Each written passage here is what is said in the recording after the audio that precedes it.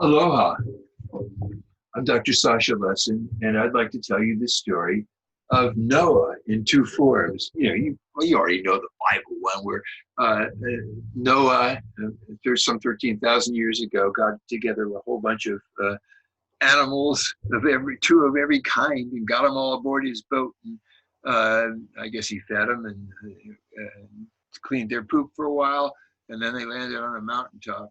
And it just sounded like a silly story to me. But then when I studied with SITCHIN, he was my teacher, I actually found out that the Sumerians, the people who were part of the civilization that followed the flood, had recorded documents and had written in great length the tales of what really occurred with the Great Flood and how their ancestors had survived the Great Flood. And my teacher, SITCHIN, got a hold of this stuff and he started translating it. And this is the other story, what the Sumerians say about the Great Flood. And there's a picture of SITCHIN. He's talking. You'll see what he does. But he's basically said that the Anunnaki wrote that they came here to get gold, which they found in Southeast Africa, and ship it back via a transshipment base on Mars to their planet Nibiru. On Nibiru, they turned it into white powder of monoatomic gold and floated it up to a hole in their ozone layer so that they would be sheltered. And they had made the hole by a nuclear war, incidentally. But anyway, they were going to fill it up with gold dust. And that's why they came to Earth. And these people, they're Anunnaki. They're just big people, but they're like us, but a lot bigger, 8 feet to 12 feet tall initially. And they made a servant race, they would call it. A slave race is what I'd call it, by adapting their genome to Earth, adding some genes from Homo erectus, Bigfoot's ancestor, and some copper and some clay and stuff. And they were first going to make clones, but then they wound up making breeders, and that's us. So that's the stuff that Zechariah was translating about the Anunnaki. That means those are the guys from Nibiru who came here. And they are the ones that made us, and they're the ones that are going to decide how we deal with the flood. So part of the background of all of this is crops were starting to fail, and things were getting really tough on Earth. And the commander, that's Yahweh, or Enlil is what they called him, ordered the guy who was running all the slaves, Lucifer, Enki, make the slaves work more. Tell your overseer to get more gold. We got to get more gold. I can't have these slaves spending so much time making their own food, and so forth. And he was just putting all kinds of pressure on Lumach, this overseer, and the overseer was getting a lot of hostility from the slaves. Because they were going off in the bush and making food for themselves and taking care of themselves, and they weren't interested in getting gold stuff anymore. And so Enki used this, Lucifer, Enki used this excuse, because he was after Lumach's wife. He used the excuse of, well, the men are going to try to kill you, so let me just send you off to the med center, stay or some other place. I know, go to my nephew's place at the rocket base. Okay, I'm gonna. He sends Lucifer then sends the wife Batanash to his sister Lilith's place, and there he goes to meet her, and that's where we get Noah. Lucifer gets together with Batanash, and they begat Ziusudra, or we know him as Noah. course, Lumas looks at the baby when it's born and says, "This doesn't look like me. This looks like anybody in my family. Have you been getting it on with the astronauts?" That's the al-Judi or Nephilim. Now, of course, Enki wasn't just an astronaut. He's the head chief scientist for the expedition. And so Batanesh says, "Oh, no, of course not." When Noah grows up, Enki makes him the king of Shuruppak. And he's running things. He's doing a good job of administration. And now, around 13,000 years ago, dramatic things are happening. Nibiru, the planet of the Anunnaki, the big people who made us, comes at this time through the Earth's inner solar system, the Solaris inner solar system, every 3,600 years. And this time it's coming through at a time when Earth and its rotation is lined up very close to it.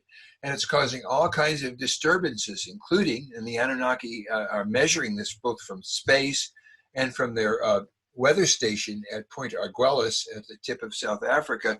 They can see that the ice is getting the ice sheet on top of Antarctica is getting very slushy, and glaciers the size of Maryland are sliding down toward the sea, and they're going to cause a great big flood. They absolutely know it, and their leader, Yahweh, Enlil, calls all the leaders into a meeting, and he said, "Listen, I am absolutely, we're going to be flooded out, and I'm absolutely forbidding you to even mention this, because we're probably going to have to evacuate." I've written to and communicated to King Anu. We probably are going to have to evacuate. And I do not want you to tell any of the earthlings, any of the servants, as Lucifer calls them, about the coming flood, because they'll flood the station and the ways we have of getting off planet, and we won't be able to get off. But not only that, I want all the earthlings drowned. I want them dead. It's an illegal species. The Galactic Council is down on our case for having such a species. Let's them just be wiped off. I only agreed to clones. I did not agree to having these reproducing machines. And listen, they're a danger to all of us. If they ever realize that how many of them there are, hundreds of thousands, and how few of us, only a few hundred, we could be overwhelmed. But it's more than that. Yeah, and also these are Enki's, Lucifer's people. Let them drown. I never wanted them in the first place. And furthermore, I'm binding every one of you to not divulge the coming flood. I will personally kill any one of you, even royal ones of you, who dare to let out our secret. Okay, got it? All right, that's the way it is. You're not to tell the earthlings about the flood. So Anu messages to Earth and says, "Okay, come back, all of you from Nibiru, come back to Nibiru. Bring all the gold you've got so far. Bring it all. I'm sending a bunch of rocket ships to bring the gold back and bring the people back." Well, on one of these rocket ships, there was this white-haired dude named Galzu. And he opens his scroll when he gets there, and it shows everybody it's got the seal of Anu. Yeah, his kids know his seal. And what it says is that Galzu, the one bearing this document, speaks for King Anu, and his words are the words that Anu sends. And what does Galzu say? He's saying, "You got to stay here, you royals who have been here a long time on Earth. You got to stay on Earth. You can't come back to Nibiru. You'll die if you come back to Nibiru. You're aging too far. The gravity's doing stuff to your bodies. You look really old. like Lilith here, we were in class together. Well, look how young I look compared to her now. Well, that really hurt her feelings. Galzu speaking for Anu. He's telling Lilith that she looks old. She says, okay, I look old. But the bummer is she won't be able to go home to Nibiru. She's been told that she's going to die if she goes back. And she's got to return to Earth when the floodwaters recede. So sneakily, perhaps in a vision, perhaps some other way, Galzu gives Lucifer a program, an ME, a computer device of some sort that he can communicate how to build a submersible to Noah without forcing Enki to break the oath that he was forced to give to Enlil, that he wouldn't tell anybody among the earthlings. And so here in the drawing that Zechariah has enlarged for us, there's Enki with his snake tail. That's how they depict him. And he's being guided by Galzu in the middle to send this computer program, which has got that device that's being passed into the wall of Ziusudra's hut. And Ziusudra's behind the wall. And Enki's saying in the text that accompanies this, I do not talk to you, Ziusudra. I am talking to the wall of your home. I am communicating with the wall of your home. Into this wall, I am putting a computer program that you will open, and it will tell you how to make a submersible, a boat that you can take the whole village in, made with materials that you can find locally. Do not think you're getting this from me, from Enki. You're getting this drawing from the wall. And I spoke not to you, I spoke only to the wall. Yeah, right. In any case, Noah and the men from his village build this submersible. The people from neighboring towns come and help. Noah was warned by Lucifer, look, Yahweh's going to ask, why are you building a boat? Just say you're going to come see me down in Southeast Africa. He won't care because he thinks you're going to drown. He doesn't know what you're really doing and how powerful the boat you're making is going to be. Besides that, I'm going to send my son Ninagal to guide the boat. It doesn't have any means of locomotion, but he knows how. We've plotted out how he can land on a peak, probably in Turkey, as the floods start to recede. But he's going to have to float around for probably 120 days or so.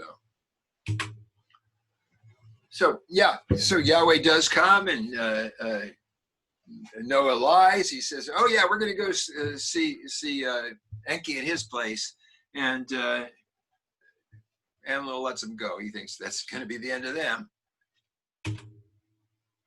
and they build this considerable boat.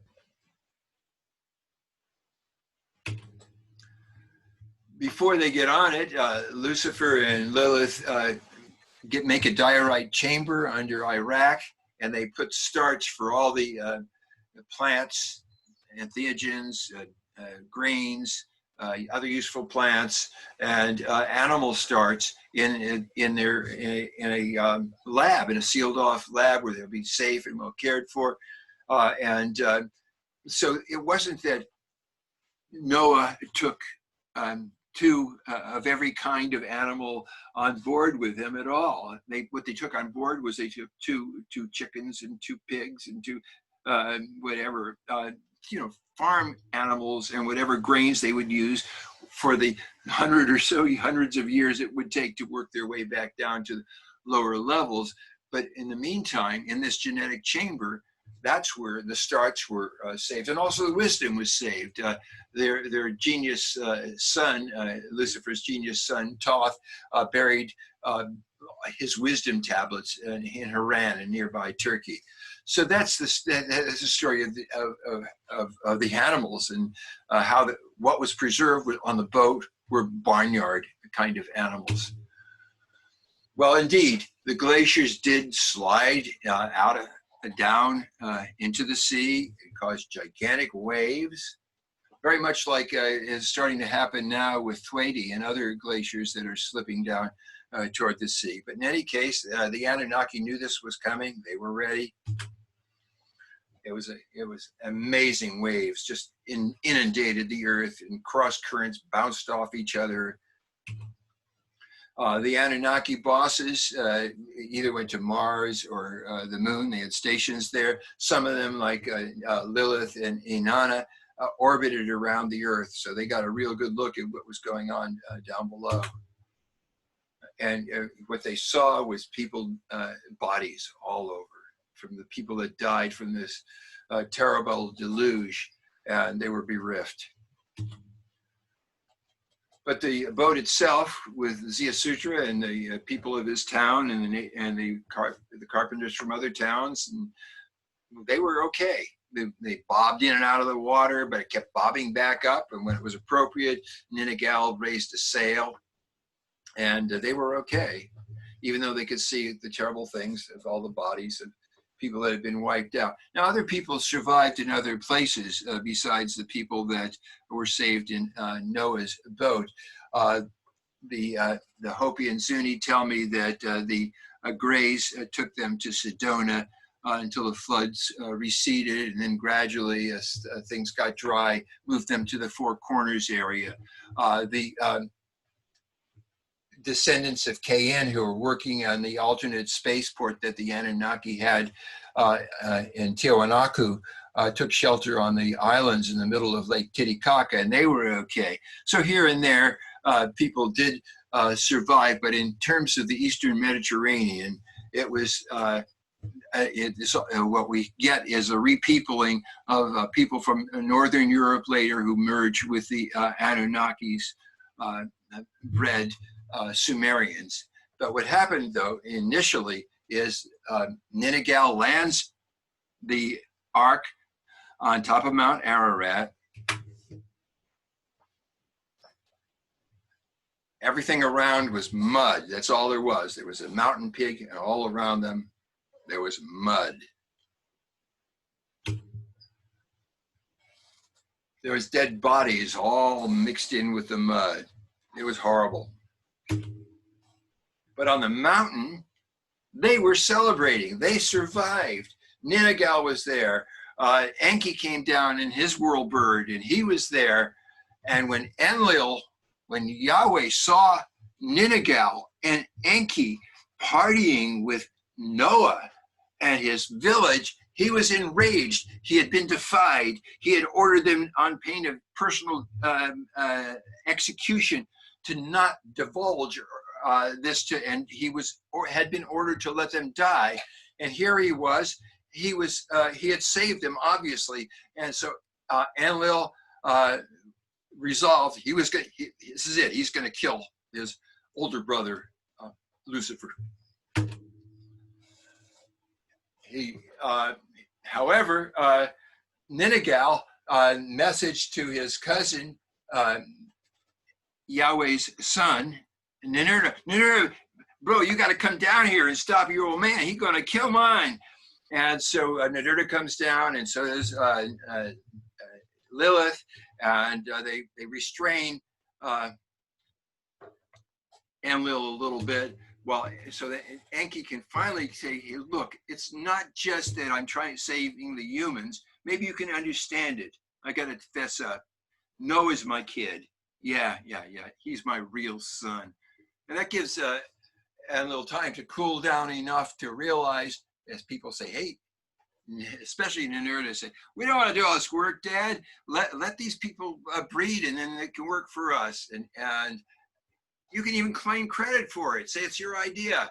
Well, that appeals greatly to Yahweh. And so he agrees. Okay, let's repopulate the earth. And I like your idea. We'll rule as gods.